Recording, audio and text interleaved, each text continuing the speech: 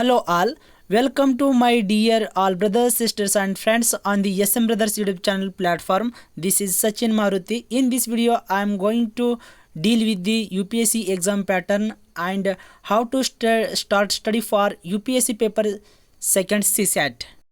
I am just using both mixing language English and Hindi for better understanding concepts UPSC aspirants. Let's move into the topic. As you all know that civil service exams are conducting by UPSC every year. They will call forms in February and they will held our prelims exams in May or June month. Civil service exam will be conducted in three phases. That will be a prelims, mains and interview. And prelims exam contains there will be two papers, GS and CSAT. In the preliminary exams, all are in MCQ questions, but mains exam have the answer writing questions. In the interview, they will check our personality development and our communication skills. Just हम आज prelims के बारे में बातचीत करेंगे. In the prelims, GS and CSAT papers both contains 200 marks. GS paper contains 100 questions and each question carries 2 marks, and CSAT paper contains totally 80 questions and each question carries 2.5 marks. There will be a negative marks for our wrong answers. There will be 1/3 of that question. GS paper marks only considered for our merit list and CSAT papers marks won't be considered for our merit list. CSAT paper is the only qualifying paper and its qualifying marks are 33%. That will be equal to 66 marks. Out of 80 questions, we have to solve 27 questions for qualifying our CSAT paper and qualifying for mains also. These both papers contains only MCQ questions or objective types questions. अभी हम हमारा CSAT paper का syllabus देखेंगे. यहाँ पे देखिए, ये हमारा CSAT पेपर का सिलेबस कॉपी है, paper 2 and it's carries 200 marks. Duration is 2 hours.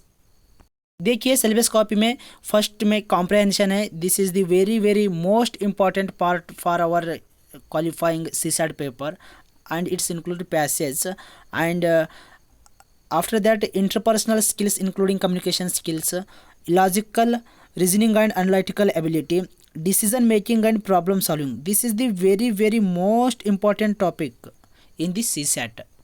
If we done wrong answer also, there will be no negative marks for decision making problems. This is the plus point for our UPSC aspirants. And after that we have to study general mental ability and basic numeracy, numbers and their relations, orders of magnitude etc. class 10th level.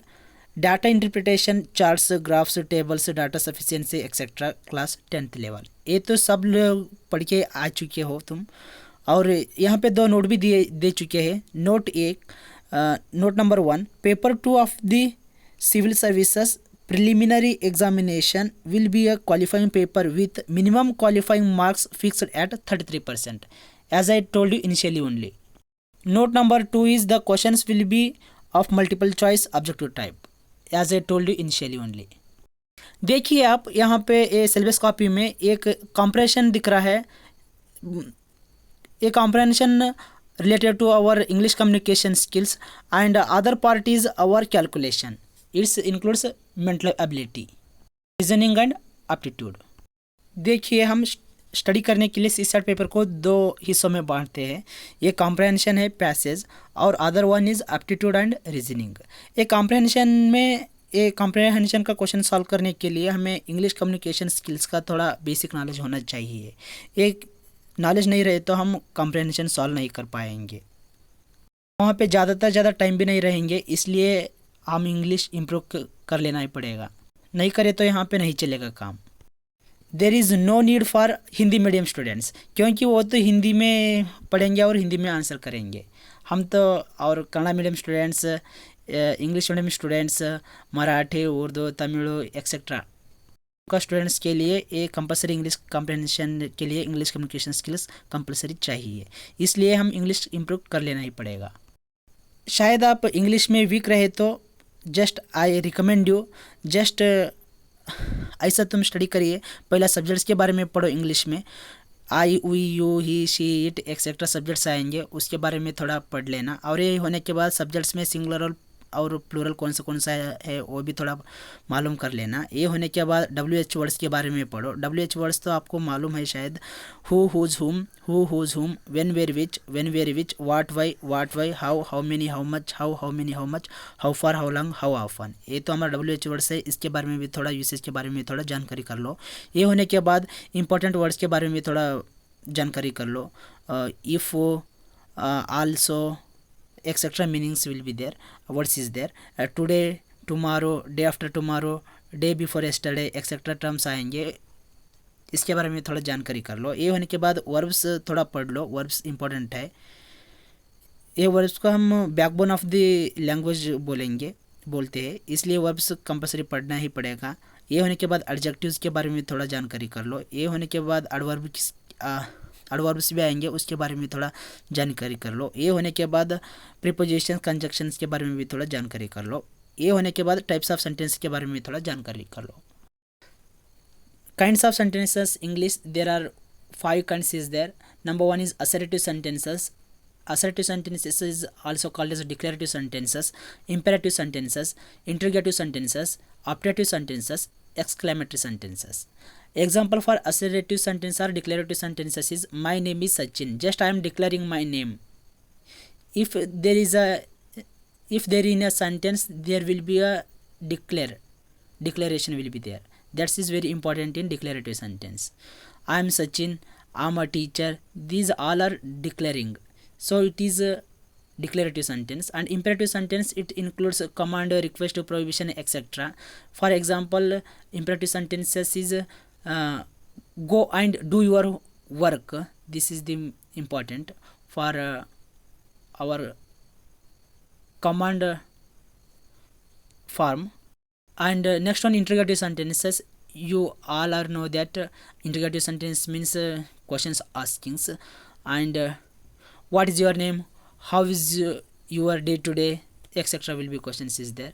Those all are called interrogative sentences. Optative sentences, it includes our blessings. For example, may God bless you, may God true your all dreams in coming days, etc. And exclamatory sentences, it includes our inner feelings. Example is how she is beautiful, alas India lost our world cup match final, etcetera. ये होने के बाद आप have forms के बारे में थोड़ा जानकारी कर लो. Have forms are the most important topics for learning English. Have forms, be forms, tenses, modal auxiliaries. शायद आप have forms, be forms, tenses, modal auxiliaries के बारे में आप अच्छे से अच्छा जानकारी कर लिए तो 90% ऑफ इंग्लिश बात करेंगे और ट्रांसलेशन भी कर पाएंगे.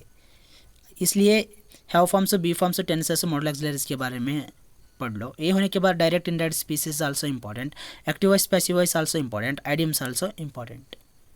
If you all are know Kannada, just watch my series is there on this YouTube channel, English Communication Skills.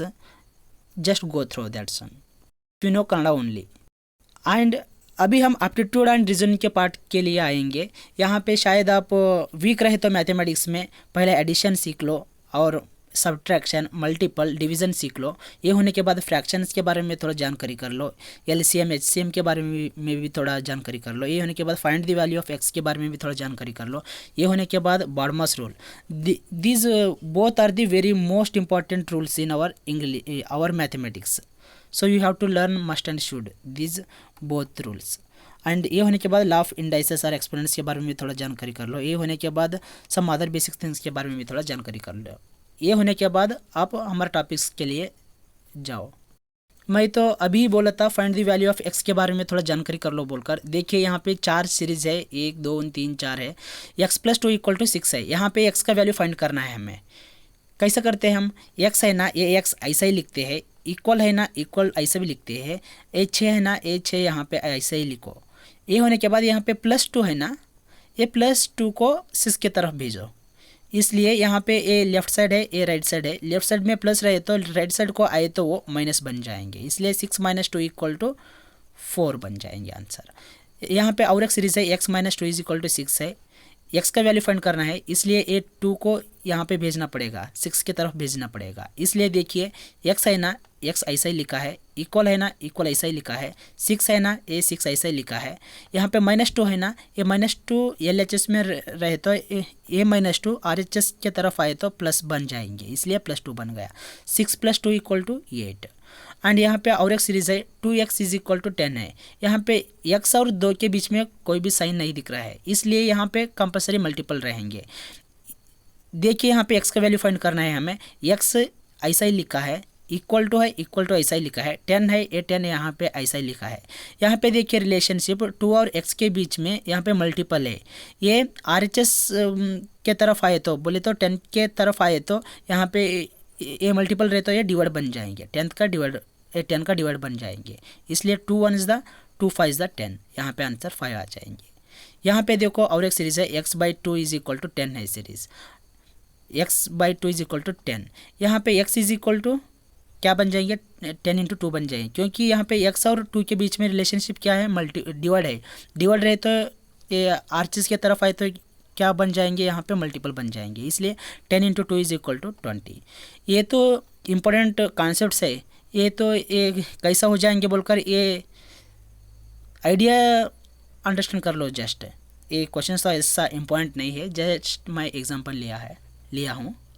यहाँ पे देखो important topics for CSAT paper के लिए ये हमारा रीजनिंग और एप्टीट्यूड पार्ट है ना, इसमें इंपॉर्टेंट टॉपिक कौन सा है, कौन सा टॉपिक पढ़ के जाना है, वो टॉपिक्स है। यहाँ पे देखिए सिंप्लीफिकेशन है, सिंप्लीफिकेशन बॉर्मस रूल है, ये तो बोला था बेसिक में, एक कंपलसरी पढ़ लेना पड़ेगा फर्स्ट। ये होने के बाद टाइप्स ऑफ नंबर्स आएंगे, ऑड नंबर्स, इवन नंबर्स, उसके बारे में थोड़ा जानकारी कर लो। ये होने के बाद नंबर एंड सीरीज है, ये टॉपिक पढ़ लो, ये इसका ही रिलेटेड एनालॉजी है, ये भी पढ़ लो। ये होने के बाद प्रोग्रेशंस पढ़ लो, अर्थमेटिक, ज्योमेट्रिक, हार्मोनिक, ये तो बहुत ही इंपॉर्टेंट टॉपिक है मैथमेटिक्स में, ये लॉजिकली हम सॉल्व कर सकते हैं मैक्सिमम क्वेश्चंस, इसलिए प्रोग्रेशंस अच्छे से अच्छा पढ़ कर जाओ। ये होने के बाद मेजर्स ऑफ सेंट्रल टेंडेंसी है, ये तो बहुत ही इंपॉर्टेंट टॉपिक है। यहाँ पे टोटल 5 फंडाज आएंगे, वो 5 fundas are arithmetic mean, median, mode, geometric mean, harmonic mean.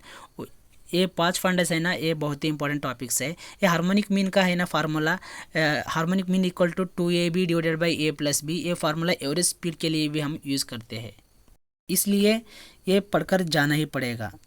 ये होने के बाद permutations and combinations, this is the most important topic.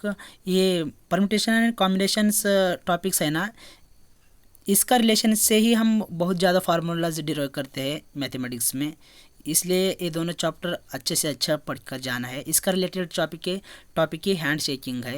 ये परम्यूटेशन कॉम्बिनेशन फार्मूले से हम हैंड शेकिंग का फार्मूला भी डिराइव करते हैं। ये होने के बाद प्रोबेबिलिटी पढ़ना ही पड़ेगा, ये भी बहुत इंपॉर्टेंट टॉपिक है। ये परसेंटेज तो कंपलसरी पढ़ के ही जाना है, ये परसेंटेज नहीं पढ़े तो नहीं चलेगा CSAT में। प्रॉफिट एंड लॉस का loss, discount, partnerships, mixture and alligations, average, these are the related topics for our percentage. ये परसेंटेज पढ़ने के बाद ही ये टॉपिक्स पढ़ो, अच्छे से अच्छा आपको समझ में आ जाएंगे और थोड़ा इजी भी लगेंगे। देखिए परसेंटेज का related topics, profit and loss, discount, partnerships, mixture and alligations, average. ये परसेंटेज पढ़ने के बाद ही ये टॉपिक्स पढ़ो, अच्छे से अच्छे समझ में आएंगे आपको। ये होने के बाद ब्लड एंड स्ट्रीम्स के बारे में भी थोड़ा जानकारी कर लेना। ये होने के बाद एजेस के बारे में पढ़ना, कैलेंडर के बारे में पढ़ना। ये कैलेंडर के बारे में तो शायद ये एजेस का रिलेटेड प्रॉब्लम से UPSC क्वेश्चंस में आ चुके हैं CSAT में, और कैलेंडर का भी आ चुके हैं 2022 और 23 में। और डायरेक्शंस भी इंपॉर्टेंट टॉपिक है, ये भी पढ़ के जाना है। Syllogism is the very most important topic. यहाँ पे आपका डिसीजन मेकिंग में गलती हुआ तो भी आंसर यहाँ पे नेगेटिव मार्किंग नहीं रहेंगे, इसलिए ये डिसीजन मेकिंग का प्रॉब्लम्स रहे तो कंपलसरी सॉल्व करने को ट्राई करो। ये होने के बाद टाइम एंड वर्क है, time and distance also very most important topics, ये भी पढ़ के जाना है। Venn diagrams also important and extra innings also important, ये भी पढ़ के जाना है। ये होने के बाद कोडिंग और डिकोडिंग भी पढ़ के जाना है, this is also most important, और हर साल इसके बारे में भी क्वेश्चंस पूछेंगे। ये होने के बाद area, simple interest and compound interest also very important topics for all exams. Area little bit less important for CSAT, but also पढ़ के जाना है। Clocks and mirror also less important, also पढ़ के जाना है। Boards and streams also important and trends also important, ये भी पढ़ के जाना है। ये होने के बाद लास्ट को है हमारा डाटा है, डेटा हैंडलिंग। ये डेटा हैंडलिंग तो बहुत ही इंपॉर्टेंट टॉपिक है। यहाँ पे हम शायद ये देख लेके गए तो 4 से 5 क्वेश्चन सॉल्व कर सकते हैं। यहाँ पे एक ग्राफ देंगे, वो बोलते हैं चार्ट देते हैं, पाई का भी देंगे, कौन सा भी देते हैं, और उसका रिलेटेड डेटा भी देते हैं। वो डेटा देखकर हम सॉल्व करने का रहता है। ज़्यादा वो क्वेश्चंस रेशियो एंड प्रोपोर्शन का रिलेटेड रहेंगे, रेशियो, प्रोपोर्शन और परसेंटेज। शायद मैं रेशियो एंड प्रोपोर्शन नहीं लिखा हूँ, हाँ लिख लो, वो भी एक याद कर लो, रेशियो एंड प्रोपोर्शन।